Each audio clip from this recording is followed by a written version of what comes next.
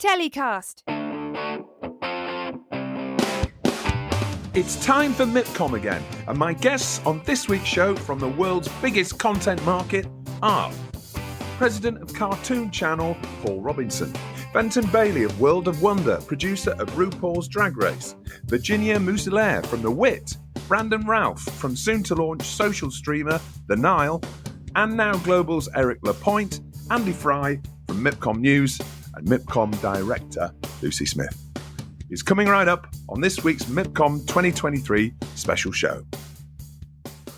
So I'm here at MIP Junior and I bumped into Paul Robinson, President of Kartoon Channel. How are you doing, Paul? I'm good. Nice to see you. Thank you, Justin. Yeah, great to be here. Fantastic to see you. You're a veteran of the kids industry. I'd love to hear about how the kids industry is performing. It's a very difficult time for the TV industry overall right now, but what are the particular challenges the kids market is facing? I think it's quite difficult because there's obviously lack of confidence in the business. Generally, buying is down.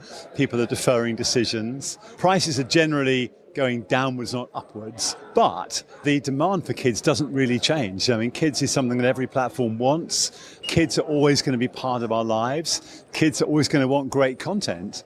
And kids is also very good for anti-churn. You know, you think about pay platforms, the big thing is they get customers in, they pay to get a customer, and then they lose a customer. So if you can hang on to that customer, it's a lot cheaper than paying to get a new customer. So kids is really good because no one wants a dispute in their household. No one wants to say, you can't have your favorite show anymore. Oh, I'll keep the kids subscription then. So kids is a really important genre. But no, not without challenge. I mean, there's been a lot of discussion in the UK about more subsidy from government, about more support. And that's the case in many markets. I think currently it's quite tough.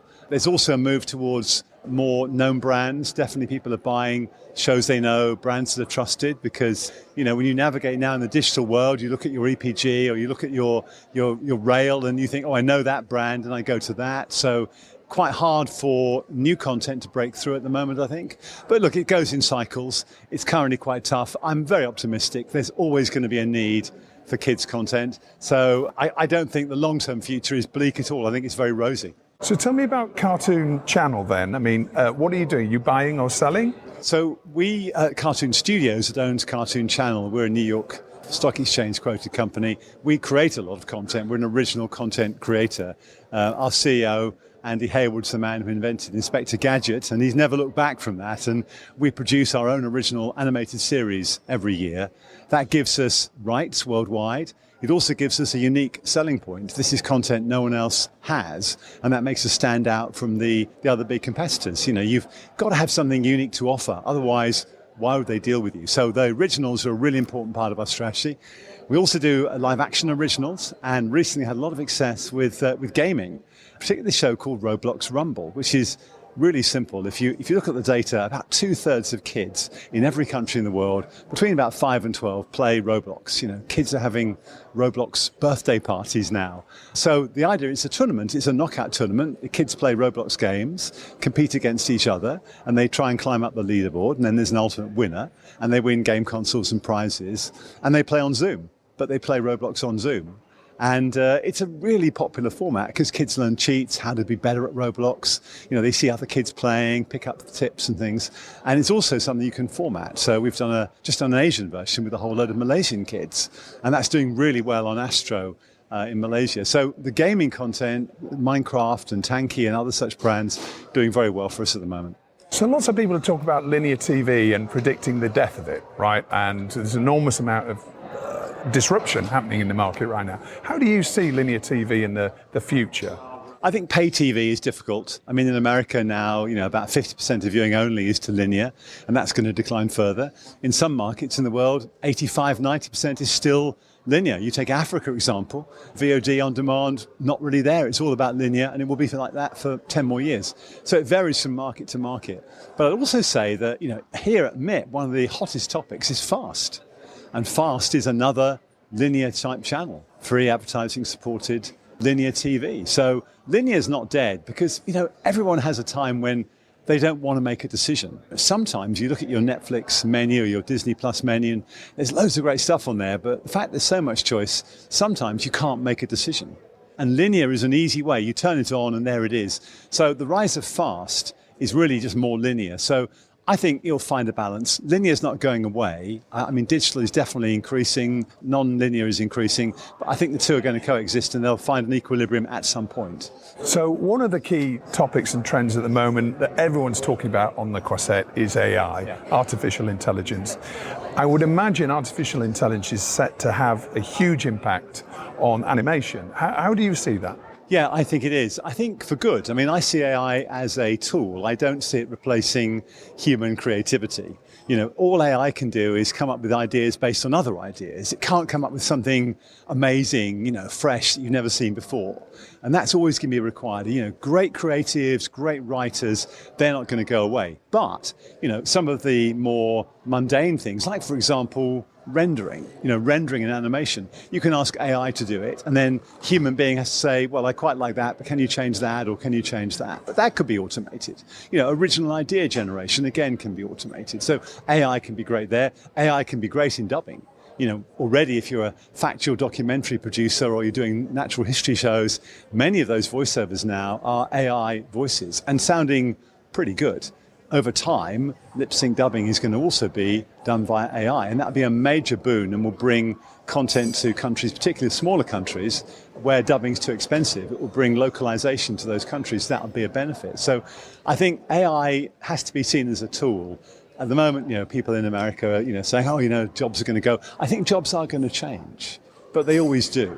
The trick is, if you've got something to offer that's creative and only a human being can do, you're completely safe. But, you know, the mundane stuff, I mean, hey, you've got a dishwasher, you know, you've got digital stuff in your car, you know, this is progress. It's going to happen. Paul Robinson, Kartoon Channel, thank you so much for joining me. Great pleasure. Thank you, Justin.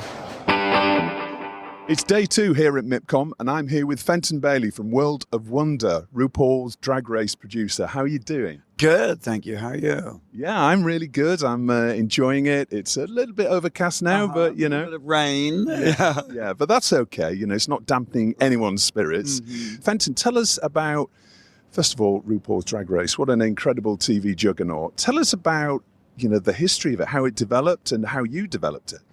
You know, Drag Race has been on air now, 13, 14 years. 2009, it launched on a tiny channel in the States called Logo. And then after a few years, we moved to VH1. And then this past season, we've been on MTV.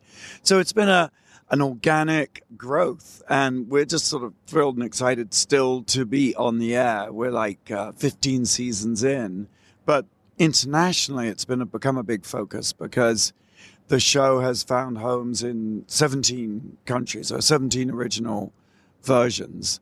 And it's become a sort of life mission, really, because I think the show is really entertaining and really fun, but the talent of the queens shows you it's very much a message of inclusiveness and live and let live and joyful creativity. So kind of something that we need to hear in this sort of crazy, sort of polarizing times we seem to be living in. Yeah, it's a show for the times, really, isn't it? I think so. I mean, I know that there's sort of in the States, there's a conservative, a sort of loony right conservative movement misidentifying drag and what it's all about and trans people. But I think that's the precise reason why the show is important, because the show celebrates individuality and everybody being their own unique person. And that really we've all got to live on this planet together and learn to get along with each other. And I think that Drag Race, although not a political show per se, that message does run counter to what some people are trying to instill in us. So it's become a bit of a cause for us, I think. Are there lots of spin-off shows as well on the back of RuPaul's Drag Race? Yeah, RuPaul's Drag Race.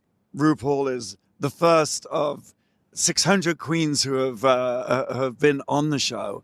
And over the years, Untucked, UK versus the World, All Stars, Celebrity Drag Race. So there's a whole bunch of different formats and spin-offs. And then we launched Wow Presents Plus, our own subscription streaming network. And in addition to being able to watch all the different versions of Drag Race on that, you can also see originals with Candy Muse and Pangina and Jimbo and Trixie and Katya. Because when we were making Drag Race, you know, artistry of the queens on the show is phenomenal. And we were so excited to make other shows with people from the show. And there just wasn't really the opportunity on TV to create those shows. So we're like, well, why don't we launch a network? Why not do it the easy way? Just start a new network. And so far, I think we've done something like 34 originals. That network is growing leaps and bounds. And you're here at MipCom. Well, tell us what you're here at MipCom to achieve. I mean, obviously, you're here to talk about the brand, but you're also here to acquire content for your service, aren't you? It's great to come to MipCom because you can also see what is going on, whatever sort of things that are trending and how are things evolving. Because I think the one thing about TV, unscripted television in particular, is that it is a rapidly changing business. And so it's great to be able to come here and sort of see what's hot and what's not. So we come here to see what other shows are out there, as well as continue talking with our partners with the existing versions of Drag Race. We just announced that Drag Race Thailand, after something of a hiatus, will be back for a third season. Drag Race Philippines, a third season, and Drag Race France for a third season. So that's very exciting. And we're also looking to launch new versions of Drag Race because there are some countries, I guess all of them, where they're like, well, our audience might not be ready for this. And it's part of an organic, it doesn't happen overnight. We're okay with that. But it's great to have these relationships and check in and see people face to face to be able to continue the conversation. Thanks to MipCom and this sort of market, it's just great to be able to have the opportunity to keep the conversation going. And you're based in Los Angeles, but you're a Brit, aren't you? You're originally from the UK. Yeah, I'm a Brit, yes, and I live in LA, yeah. So tell us about A World of Wonder then, the business, how many people are there? Because it sounds like quite an extraordinary setup you've got with your own network and all the enormous amount of production. Give us a sense of scale of World of Wonder. Well, Randy and I, who's my partner at World of Wonder, we met at film school. And we were always into TV. And at film school, they were like, you don't want to do that. But we were like, MTV is launching. It just felt like media was changing. And we gravitated to TV. And in particular, we gravitated to public access TV, which for me as a Brit was this extraordinary thing that if you wanted to make a TV show, you could just make it and take it to the cable channel and not have to show it. Now, in the world of TikTok and Facebook and Instagram and YouTube, now that's not so spectacular. But at the time, it was extraordinary. And you would see shows that were unlike anything else. And that was the very first series Randy and I made. It's called Manhattan Cable, and all these crazy shows of public access. And since then, it's kind of grown because I suppose World of Wonder has grown because the media has grown. And now we're in this creator culture where everybody can be heard and make their own shows. And that sort of do-it-yourself, almost punk aesthetic is very central to what we've always done.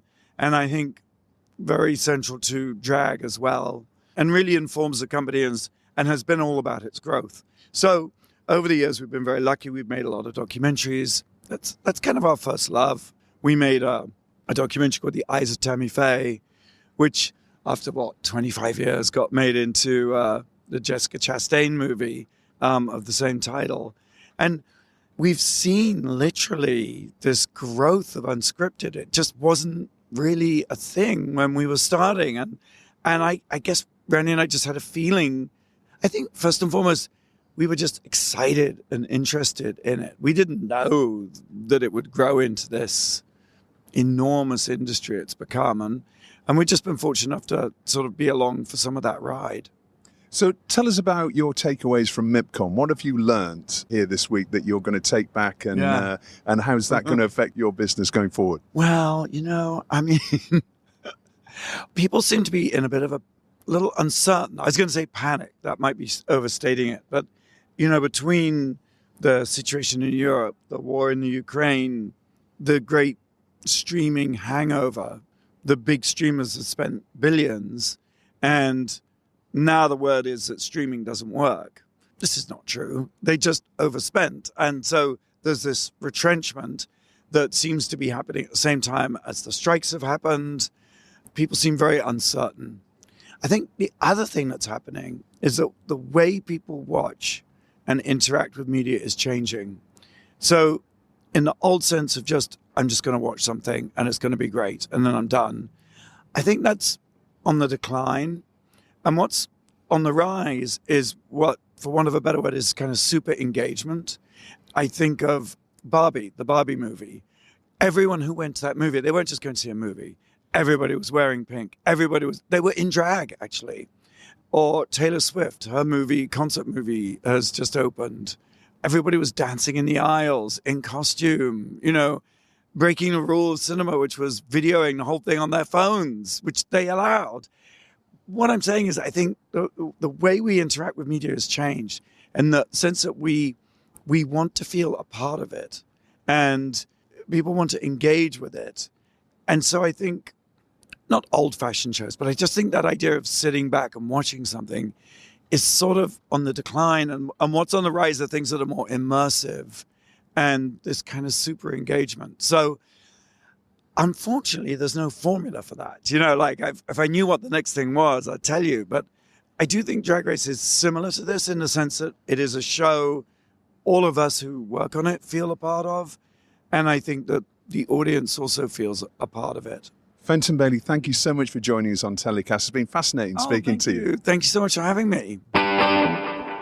So my next guest on this week's show is Brandon Ralph. How are you doing, Brandon? I am good.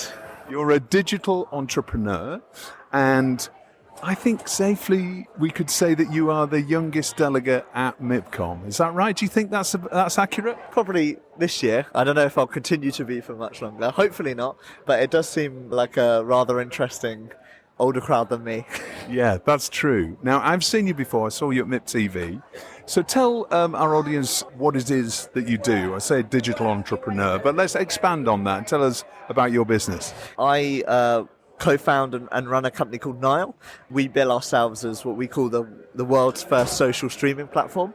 We're launching in 2025, and we're targeting 14 to 24-year-olds. And we sort of see ourselves as a mix between Netflix and Discord. And what we do is we work with lots of the largest digital creators in the world to come up with fantastic new television-grade formats. And we're doing a deal over here at MIP with a major British production company to produce that content for our platform when it launches in a couple of years' time. So it's called Nile because Nile is the largest stream in the world. We also named it Nile because we fundamentally believe in building communities, and the Nile has some of the largest communities around it. That's what streaming's for. We're starting to sort of build and prepare for that, just finding interesting and different avenues to go down and find that.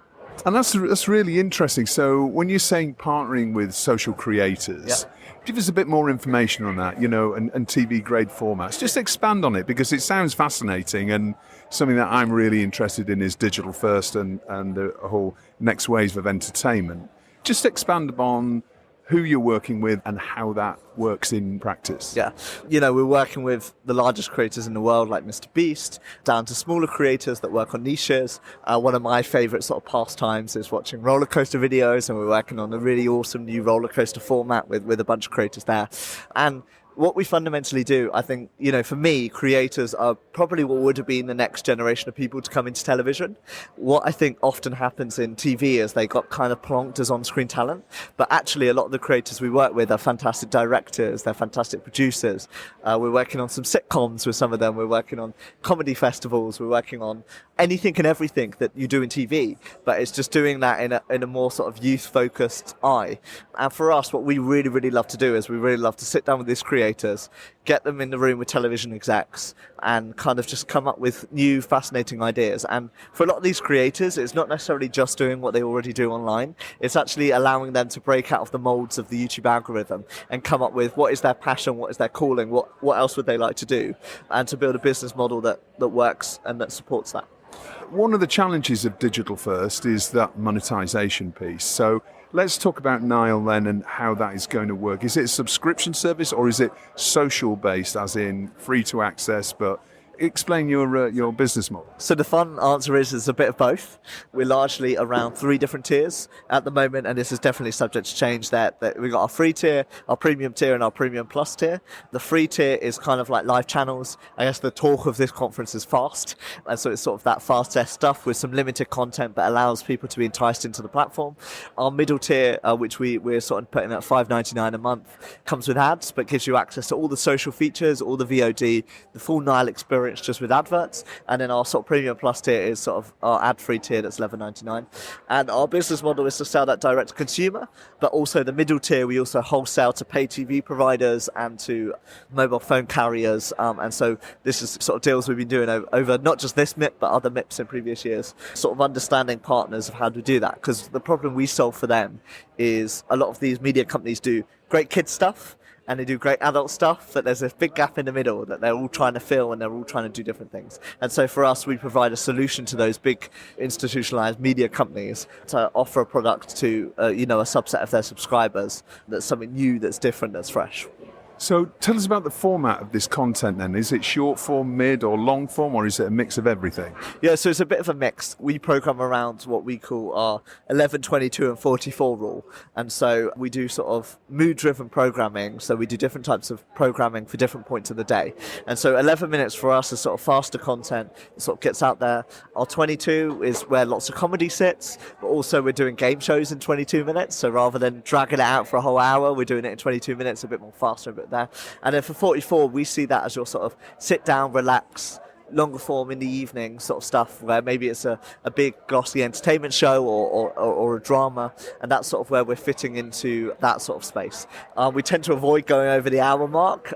We're trying to kind of build that sort of model around that. It's not like a strict hard and fast rule, but we're sort of that's our sort of target range of content, but nothing that's super, super short form. And so all of this content is being your commission. You're working, you said, with a TV production partner. Yeah. TV is expensive. Tell us about your backers. Can you tell us about your funders, your investors? Not just yet, but I'll happily come back on next year and talk a bit more about our funders. But it is expensive, but what we're doing, I think, rather savvily is we're working with one big partner to produce 80% of our content. We do have a small discretionary fund for passion projects and for individual things that feel right, that fit outside that deal. But we're using a lot of their global infrastructure because we're not a broadcaster that sits in a specific region or a specific area. We're able to kind of produce everywhere. And I think the big thing that's kind of coming through in MipCom this year is lots of fantastic places and countries that are doing new and different tax incentives. I mean, the Austrians have launched theirs this year. I know Ireland are continuing their backing and doing some fantastic new things. And then I think the big one has been the Saudis that have got their big rebates. And for us, it's looking at different countries and we're doing it. I think sometimes us in the UK get into a little bit of a bubble and think about how things are made in the UK. But actually, fundamentally, like we go to spend a lot of time in the Nordics doing stuff there, and how they go about making stuff is way more cost effective, maintains that quality, but allows us to do that at a price point that works for us. That's interesting, and we've had previous guests on telecast over the years who working in some of the smaller TV markets, but with smaller budgets, but the creativity that goes into making those shows successful and making them look fantastic is really something that you'll be looking to lean into, that expertise to make great shows for much less. Yeah, for us, the way we see it is we very much see our subscribers giving us their hard-earned money and we being the sort of arbitrators to spend that money. And so we're not ridiculously small budgets, but we're nowhere near the size of Netflix. We sort of probably sit around the same price point that UK broadcasters pay for a lot of non-scripted content. And the drama we're doing is more continuing or sort of a larger commission drama at the same time. And so for us, it's really about extracting that value, but also just finding how we can do that. And for a creator, for example, that lives in the United States, it really doesn't matter if we fly them to London or to Copenhagen. It's not a big deal for them. We're here at MipCom. It's a traditional TV market. Obviously, there's lots of new technologies that are featured. So there's lots of discussion around AI, which I would imagine will be a tool that you'll be using a lot going forward. There's lots of talk about fast channels as well. But it is a traditional TV market, and the biggest at that. That's lots of buying and selling content going on. What are you doing here then? I end up just meeting, I think, lots of the other interesting people that are here. I think, we sort of stay out of the buying and selling game and that sort of thing. And I think, that represents probably 90% of the people here. But, what we try and find is interesting people. And for us, what's also really valuable is a lot of the decision makers are here. And so the sort of top execs and all the big companies are here. Not the ones that are sat there doing the buying and selling, but the ones that are there to meet people like myself and do different deals. And so, our sort of deal with big producers, and we've spoken to lots of the big production companies, a lot of those conversations start with the executives here at MIP conferences. On that technology piece as well, have you already got a platform partner that's providing the back end, or are you going through the process of working with the infrastructure? I don't claim to understand how it works. Presumably, it's not just a website; it's a website with lots of back end around it. Have you got a partner now? Fundamentally, we are a tech company and we are building all of that from scratch. And so we've built over the last year a lot of video tech, and so now we can do sub 5 second live streaming in most of the Western world. That's fundamentally what gets me excited, and it's why a lot of the production stuff we're sort of off-sourcing to someone else, is because fundamentally we're a tech company at its heart, and what we're really passionate about is building the best streaming product that is out there. And so when we talk about social streaming and this sort of mix between Netflix and Discord, fundamentally it's around building a brilliant product that our audience want to come and use and want to come back to. Not to diss too much on UK players, but like their tech is like 10, 15, 20 years old now.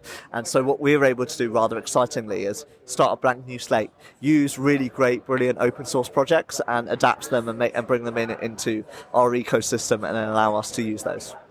So for any of our listeners who are fascinated by what you're doing, I mean, are you looking for any more partners in terms of content partners or working with any of the creators? I mean, who is it you're looking to partner with that you may have met here that you want to speak to? I mean, we're really, really open to speak to a wide range of people. It's kind of my job to go and speak to, if you're a creator, if you work in business development, if you're doing different things.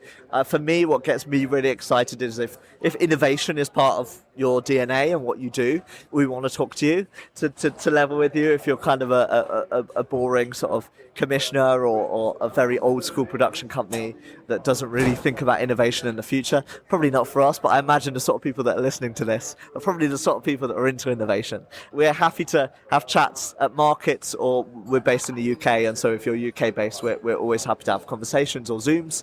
But for us, what I really like is I like kind of people that are doing something different, people that are exploring new technology, new different things, and also people that are excited about working with creators and doing stuff in the creator space.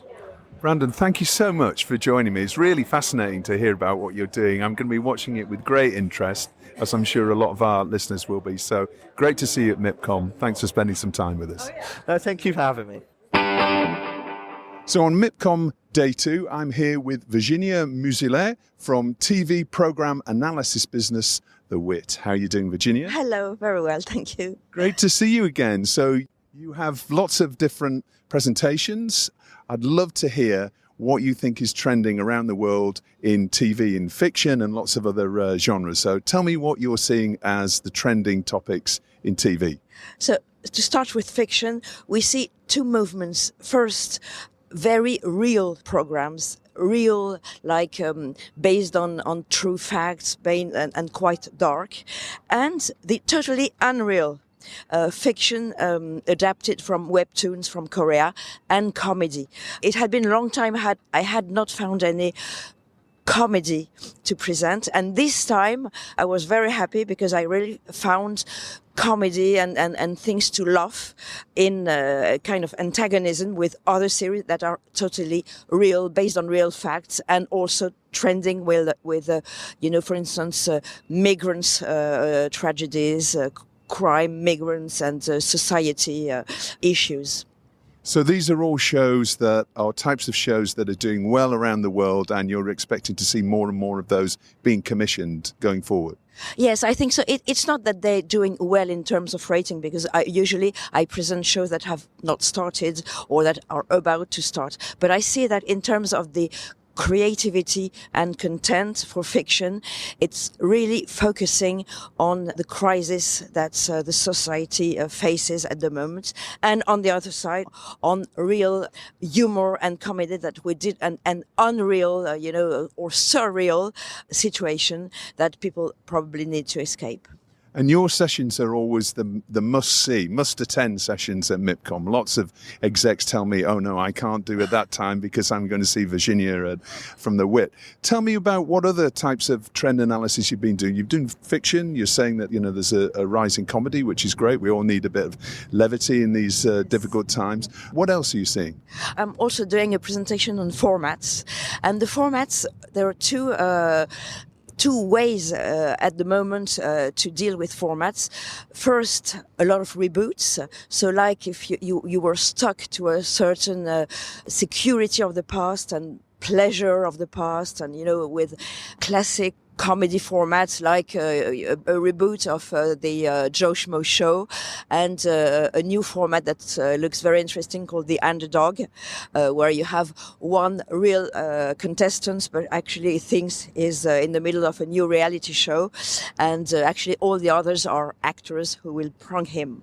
And on the other side, you have an attraction for artificial intelligence, but actually it's also linked to a fear. Where to will AI bring us? And there's an interesting format. Is it Are You For Real?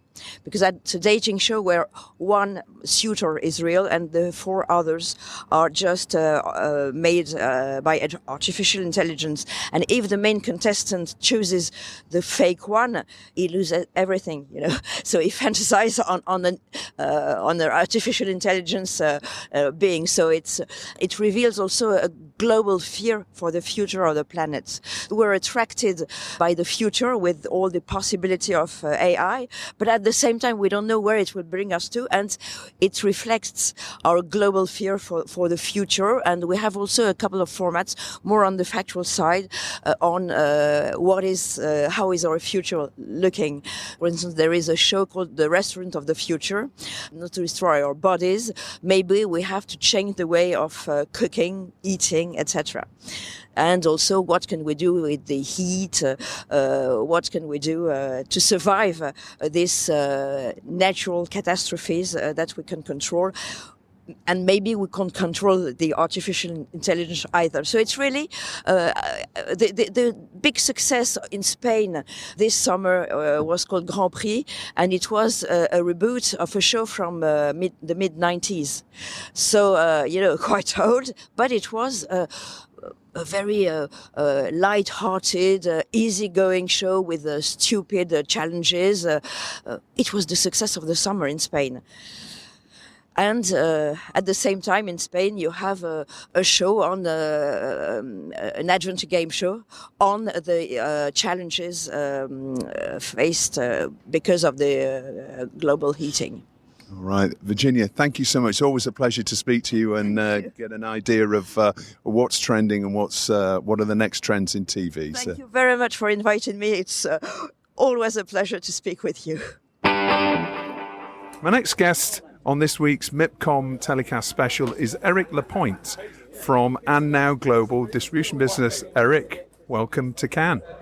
Thank you. And actually, I'll just be a little bit more precise. It's actually a consulting company that does help people with distribution, but also with development as well. So well, tell me a little bit more about your business then. Who do you work for? How do you work? What's your key focus area? Sure. Well, it's good that you actually mentioned distribution, because when I first moved to Vancouver now 6 years ago, I did actually plan on starting up a distribution company with no investment whatsoever. And it was going okay, but then the pandemic hit.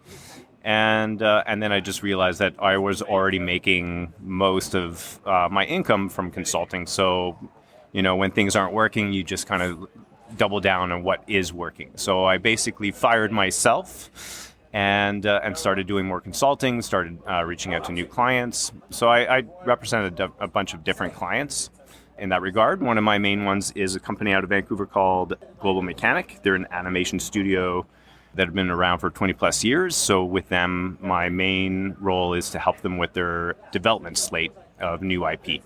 Okay, so it's mainly producers that you're consulting with and helping them work out how they sell their shows internationally. Exactly. So I have another client in Vancouver called Trembling Void Studios.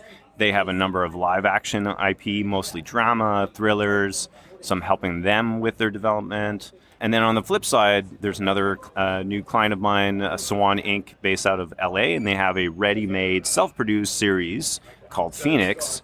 And with them, the goal has been mostly to help them find the distribution that they need. Clearly, it's animation, it's scripted and factual as well. You work across all genres. Yeah, it's a bit crazy. Maybe not non-factual so much, but and at a certain point, I think I'll stick to scripted because I'm already doing too much. But that is also the life of a consultant, and I do all sorts of other things too. By the way, Justin, I do. I have shares in 3 stand-up clubs in the Vancouver area, and actually now Calgary as well. So I've got my hands in all sorts of things, but media is obviously my first passion. So we're sat here in Cannes, and you can hear the genuine sound effects of a motorcycle going past, which is, it's not AI generated. We're genuinely here in the back streets of Cannes. MipCom, you're here for MipCom. Clearly it's an important market for you. What are you going to be doing over the next few days? So the clients that I just represented, I've got meetings for them. In just an hour, we're going to close a distribution deal for Phoenix. And then after that, a meeting with different broadcasters and other co-producers for the animation studio out of Vancouver. And then also as a consultant, just kind of being here to find out, are there other potential producers that need support and need help? So generally networking as well. You mainly work with production companies from the Americas, or do you work with European producers as well? Right now, it's all the Americas, yeah. So let's talk about the TV industry for a consultant right now. It's a tough time, right? We all know that. We've all had challenges over this year, whether you're in mainly in the production business. Distribution obviously is going to be slightly challenged when the key buyers are buying less. How's it affected you, and how are you seeing it from your standpoint? It will indirectly affect me, but for the most part, my role is to connect the producers with other distribution companies and the broadcasters. I think the strike that happened in the States did not help at all with the development side of things, and it didn't help at all, even on the sales side of things. You know, one of the things we're constantly afraid of is while we're pitching these shows, as Canadians, are we going to look like the Americans call it scab? Like if you're like trying to come in and pitch a show from a different country, then you're a scab for the, So it was kind of a weird time, but at the same time, you didn't know how long it would last. And so it has to be business as usual. Let's just keep pitching because anyways, development takes forever. So by the time that we would get a green light, the strike would be over. So it was a concern, but really it wasn't a concern. I think it's psychologically a concern, mainly to Americans as well. Yeah. So MipCom's not just about those back-to-back meetings and charging up and down the croisette. It's also about networking, it's about partying, it's about lunches. How's your diary looking? Are you kind of maxed out? A little bit. Actually, I kept it light on purpose this time. This is like my fewest meetings ever, and that doesn't sound great for a podcast, but I booked myself like 20 meetings. I'm going to attend more panels, which is something I've never actually done in my 8-9 years of attending here. I'm just planning on going to more cocktails and more networking in the evening because sometimes that's where the action happens, and that's where you meet people and new potential clients and new potential partners. And you already know who you already know, so we're going to run into them, we're going to have drinks with them, and then if the conversation strikes up, there's some holes in my schedules that I can then fill up for those conversations. Rather than always being like, I think I'm overly paranoid. I'm always trying to like stack up my schedule. And then I do run into people and then I have no flexibility. So I guess I'm doing the opposite of what I used to always do. Yeah, well, that's the danger, isn't it? That you want to justify the cost of coming here and flying halfway around the world and stacking your diary and thinking I'm going to get, I need to get the return in investment for coming here. But, you do, and it's important. You have to, right? But at the same time, I think I reached a certain amount that I was happy with, and then I just scheduled a number of like dinners and whatnot. And just last night, I had an impromptu dinner, and then we all ended up at Brown Sugar, and then I I saw more people in one Saturday night than I would have if I had tried to schedule that with everybody. So you're saying you're going to visit some panel sessions. Is there anyone in particular you've highlighted that, he's definitely gone in the diary? I do wish that there would have been more interesting panels. Because this is the first time I'm actually going to panels, I was a little bit underwhelmed by the options. I'm just going to be completely honest with you. However, the ones that stand out for me that I will check out, again, because I worked in scripted and worked with different producers, the formats one is of interest. That's the Frappa Format Summit. Interested in the Fast and Global Summit, although I kind of know what I'm about to hear, but I'm going to keep an open mind and hope that is really interesting. And then on top of that, there's another separate Fast and AVOD panel on the Wednesday as well. So those are like 3 examples of what I'm going to check out and hope that they're productive. And I think we've had this conversation before, Justin. Sometimes you go to panels and it's a lot of self-promotion. And at the end of the day, especially when you're a new producer, you want to go to these events and really learn something. So as somebody who's been in the business for a while and now actually testing out panels for the first time, I was like, I think this could have been slightly better. But we'll see how it goes. Okay, well, yeah, that's often a criticism leveled at event producers about the panels being more self-serving than actually generating and providing insight to the delegates. So let's see. I'm sure there'll be some of the panels that will deliver that. Eric, thank you so much. I know you've got a packed schedule. Thank you for chatting with me for Telecast, and good luck at MipCom. Great. Thank you so much. It's been a pleasure. So as we wrap up our MipCom 2023 Telecast special, as always, I'm here with Lucy Smith to wrap up the week. Lucy, how are you doing? Hello, Justin. I'm doing really well. A little tired, but doing great. Thank you. It's been a great beginning to MipCom with Mip Junior at the weekend before. It seems to have been a successful week. A lot of people are talking about deals that they've done. So there's clearly business has been done this week. So that's all good. So Lucy, tell us about the highlights of Mip Junior and MipCom. Well, the weekend kicked off really well, which I was glad to say, because I think Mip Junior last year felt a little bit less vibrant than it had in the past. And this weekend felt really like Mip Junior was back. Everyone was so happy. There was a really big increase in the numbers of people who came. There were over 1,200 people there, and a lot of great, keynotes and screenings and everything. So I think, and the party on the opening night, we had like more than almost 600 people. I had to beg the Majestic to keep people coming in. So we did have a great weekend to kick off. And then yesterday, the opening day of MipCom was absolutely packed with great events and great things happening. So we've had the world premiere screenings, which actually kicked off on the Sunday evening, of course, with Zorro, with Miguel Bernardo and the new man behind the mask from Media One, and a packed audience. And then again last night, Alison Jack from Fremantle, Andrea Riseborough was there. So it's wonderful seeing some amazing talent and producing talent here in Cannes. And we had a whole series of keynotes where each time it was just really inspirational people and talking about the industry and what's happening. And that's what people are here to hear about. And the announcement. So someone like, Gerhard Zeiler from Warner Brothers Discovery, they made their announcement about the rollout of Max in Europe. Chris Abrego was here with the amazing Eva Longoria, where they've announced their new company, Hyphenate.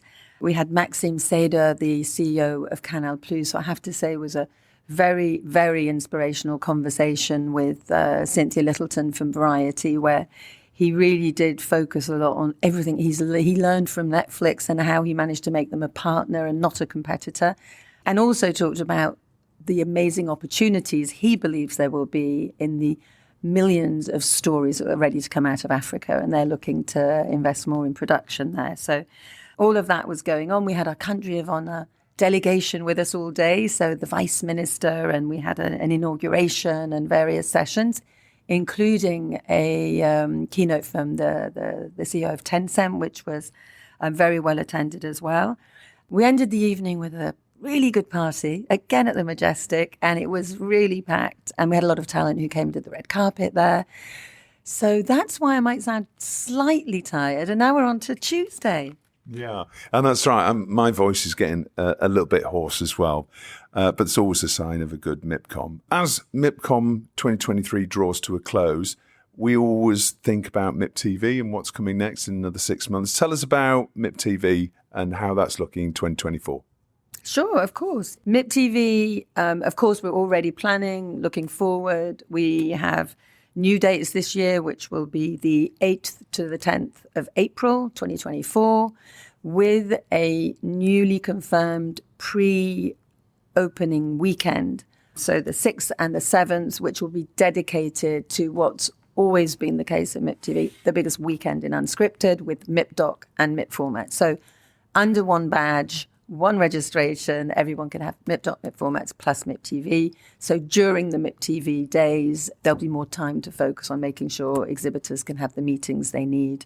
So yeah, we're very busy planning MipTV already. I can promise you. Yeah, that's interesting. So it's really kicking off on the Saturday, right? So it's the whole weekend before the normal Monday to Wednesday, and just really giving people the opportunity to spread out the meetings a little bit more. Because I think that's what some of the feedback that we've had on telecasts from MipTV has always been that people really appreciate the fact of having perhaps less meetings, but more productive and fruitful conversations by having, maybe one an hour as opposed to one every half hour. Yeah, no, absolutely. Heard the same thing. It gets more into a good quality conversation that really can move a project forward in a more important way. So I agree, some less meetings, but more in-depth meetings. I think MipTV absolutely will have more time for that. And also I think that weekend allows people to, before the market opens, focus on the discovery. And that was always what it was about. MipDoc and Mip Formats were about discovering the new content. So MipDoc with its screenings library, and Mip Formats, where there's lots of presentations of the new formats coming from around the world, pitching, etc. So that's our goal, is to bring that back, because that's always what was a very big strength of MipTV. Lucy, I'll let you get on for the last day or two of MipCom. Looks like it's been a great success, so congratulations. We'll see you for MipTV. Absolutely, and thank you very much. There's still a lot ahead, Justin. We've still got our Personality of the Year coming into town today, Bob Backish, which is really exciting. And one of the highlights that I mentioned when we talked before, which is diversity and inclusion, taking place today, our big Diversified TV Awards. So we're here on Plage Goland, day 3, on the Wednesday of MipCom, and I'm here with Andy Fry, senior reporter from MipCom News. Andy, how are you doing? Yeah, good, thanks. Very well, very well. Nice to be here on the beach, looking lovely. So how are you, Justin? You okay? I'm really well. My feet are hurting a bit, I have to be honest, but I'm tired but happy, I think. Yeah, you really have to tread the boards here, don't you? So. You do. I think I walked 7.5 miles. My Apple Health app tells me yesterday. But thank you for joining me. It's great to see you for our now sort of fairly traditional MipCom News wrap. So tell us, what are the main stories that have been making the news for MipCom News this week? It's a big, diverse market, so there are lots of stories, some thematic, some deal-making. I think I'd probably start with some of the keynotes that we've had here. So we've had Gerhard Zeiler of Warner Brothers Discovery speaking. We've had Bob Backish of Paramount talking. And I think the takeaway from both of those guys is that because of the correction we've seen this year in terms of the streamers' strategies, they found that they weren't growing their SVOD business as quickly as perhaps they'd hoped. They were spending a lot on content. They weren't sure how to monetize it. Profitability became a much more important issue for them. So the message we got from both of those guys was that content licensing is still a really important part of their business model. Now, that's obviously good news for MipCom and for anyone who comes here. What they're saying is that, of course, we're creating content for our own platforms, but we're in the business of selling our content to third parties, because what they say is that they want to get their content out to as many consumers as possible, but what they mean when you decode that is they want to make as much money out of their content as they can. So I think that's been a big important theme, that the notion of distribution is dead is far from true. Streamers and the walled gardens are having to be more flexible. We saw that earlier this year with the arrival of the advertising tiers on their platforms as well. So I think that's been a really important thing. I'd say one of the other stories that interested me was Mo Abudu's keynote. So Mo is the CEO of Ebony Life, which is a Nigerian company. And she has quite a lot of partnerships with the likes of Sony and Lionsgate and Idris Elba and the BBC. But she was talking about how difficult it is to get really big budgets for African content, that she's just not seeing people like her on TV. And I think there's a really interesting point there, which is that everybody recognizes that Africa is an emerging continent of significance, that, you know, in 20, 25 years' time, a quarter of the world's population are going to be, you know, living in Africa. It's a massive growth opportunity, but so far no one has made the big bet on African content. No, you know, there isn't a kind of an African Stranger Things, and I think she feels that she gets a lot of pushback from commissioners when she tries to pitch ideas.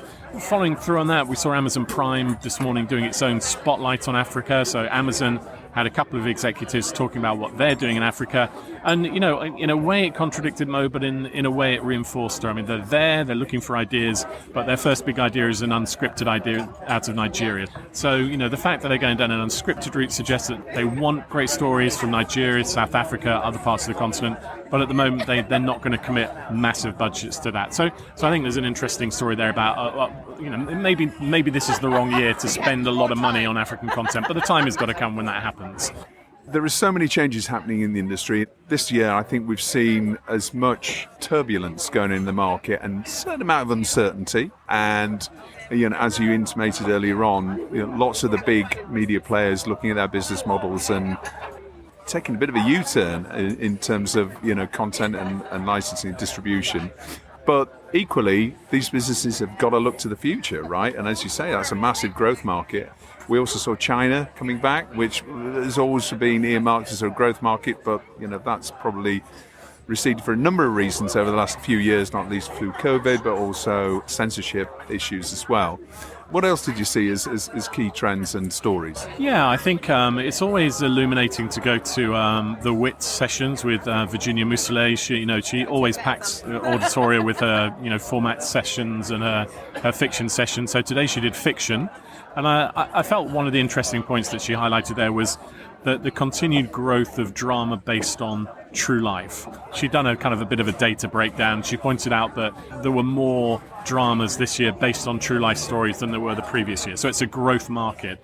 And that really speaks to some of the risk aversion in the market at the moment. People would rather go for, you know, in the UK, a Yorkshire Ripper story or a Jimmy Savile story. They want to go after things that already have, some inbuilt brand equity. One of the shows she picked out was one I've been talking a lot about via platforms like LinkedIn recently, called The Long Shadow, which is a very good show about the Yorkshire Ripper, really well told, and that's been selling around the world. They did a lot of deals this week. So what she was saying was that there are a lot of stories based on reality, and a lot of those reality stories tend to be crime stories. So true crime has also been lifted. All true crime boats have been lifted at the same time. So I'd say the big winner this year has been true crime, not just in the UK. There were some French examples as well. Lots of stories revolving around how women have been let down by institutions. There was a story coming out of France which was about a rapist who was able to rape hundreds and hundreds of women over a period of 30 years and not get caught, and it was to do very much with the negligence of the police. I think there's an Irish one called The Vanishing Silence, which again, same thing, disappearing women, police slow to react, and that was what The Long Shadow was about as well. So true crime doesn't go away, always here, but seems to be more examples of fiction true crime than previously. And I think she also talked about migrant crisis and the way that the current issues that we're having all around the world with migrants. And that's also another example of, you know, those true stories playing out essentially, and people wanting more authenticity from their drama.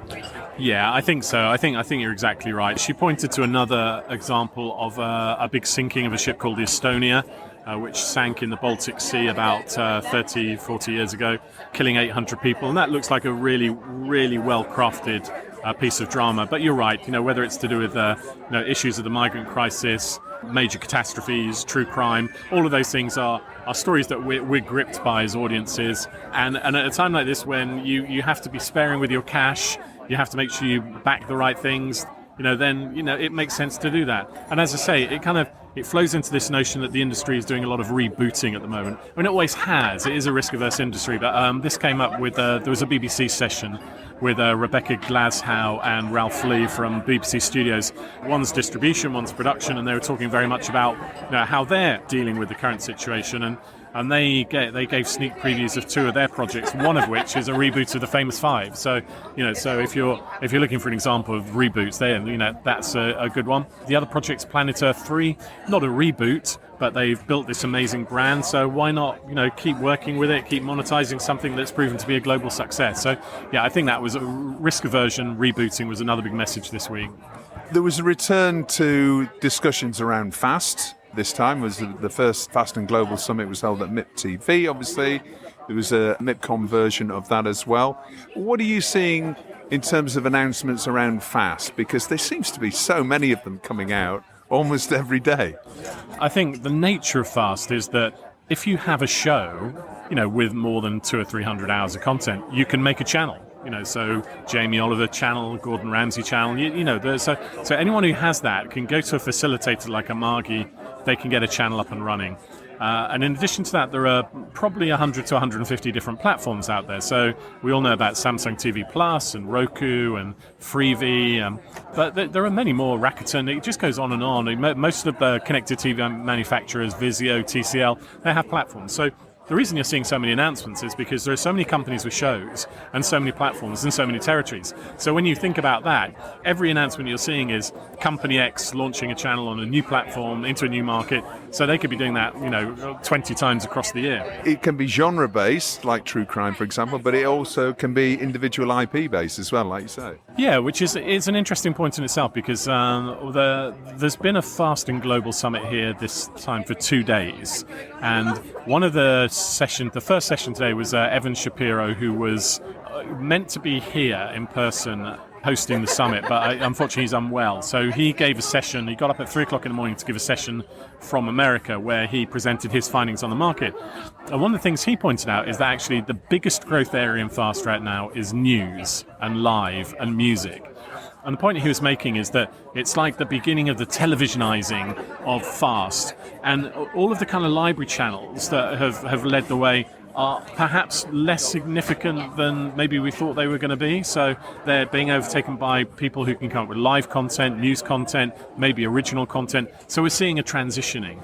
And I think one of his really interesting points, everybody, it's like a gold rush at the moment. Everybody thinks that FAST is the great new opportunity to make money. And he was making the point that you really need to see it in context. And he was pointing out the fact that in the world of connected TV, which is where FAST essentially lives, the biggest player by far is YouTube.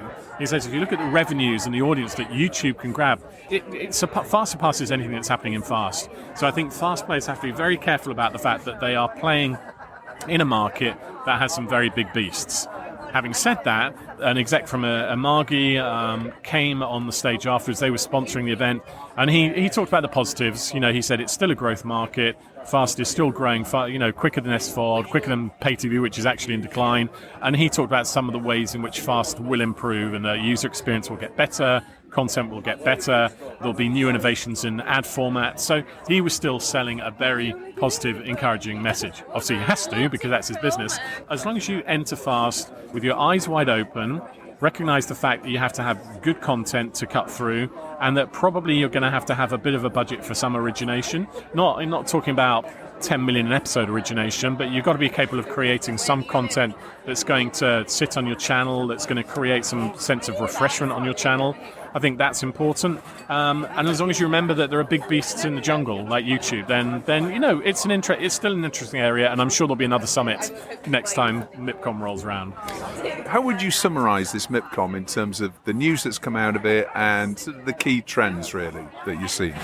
Well, I think we've covered a lot. And what we haven't really talked about is the deals. Now, these markets are always thought about as being places you come to do deals. Now, the reality is that often you start a deal a couple of months ahead, and then you get to the market and you maybe put in place a really important part of the deal, you maybe sign it off at the market, or maybe you kind of have a conversation about some of the knottier elements of the deal, and maybe you finish it off afterward. So it's slightly unrealistic to imagine that you're just going to get lots of deals done within the 2 or 3 days of the market. But deals get moved on and deals get announced. And I think there were quite a lot of deals. And I created a list, which is just some of the ones that I noticed, so I'm not being too kind of academic about it, but we had Banerjee selling Marie Antoinette to the BBC. We had Cineflix selling Reginald the Vampire and Last King of the Cross to various broadcasters. ITV Studios was selling World on Fire around the world. All Three Media was selling drama to Acorn, so that's scripted content. We had format deals like Yapim in Turkey buying the format for Avenida Brazil to remake that in Turkey. We've had some deals around game shows. Amazon Prime today taking a BBC format called the 1% Club. Got the BBC and Nippon TV co-developing something called Koso Koso. So you can, and in documentary, Passion is selling an anniversary documentary about the assassination of JFK 60 years on. So there's stuff happening. People are doing deals. I think if you've got your eye open to an opportunity, then it's still it's still a business where transactions are happening. And I think that's one of the encouraging things, that for all the doom and gloom, there's still a voracious content market to be fed. And coming to, there are 10 or 11,000 people here this week, and maybe slightly smaller than last year's, which was a very euphoric return after COVID, but still really big. Execs from all over the world doing deals, co-productions, format deals, sales. So I'd say there's a resilience. Well, I don't want to be, don't want to hype it too much. It's not a buoyant market, but there's a resilience and a desire to do business, and you see it on people's faces. It's like, I haven't seen anyone look depressed. It's like, people are glad to be here and glad to be doing business. Andy Fry, thank you so much as ever for giving us that, really great overview of what's been going on at MipCom this week, and we'll see you again for MIP TV. Yeah, no problem, mate. Good to talk. Well, that's about it from MipCom 2023. Thanks for listening. I'm off for a lie down now. Telecast was edited by Ian Chambers and recorded in Cannes. On next week's show, I'm chatting with BBC Studios' Nat Poulter and Jasmine Dawson as we discuss all things digital first. Until then, stay safe.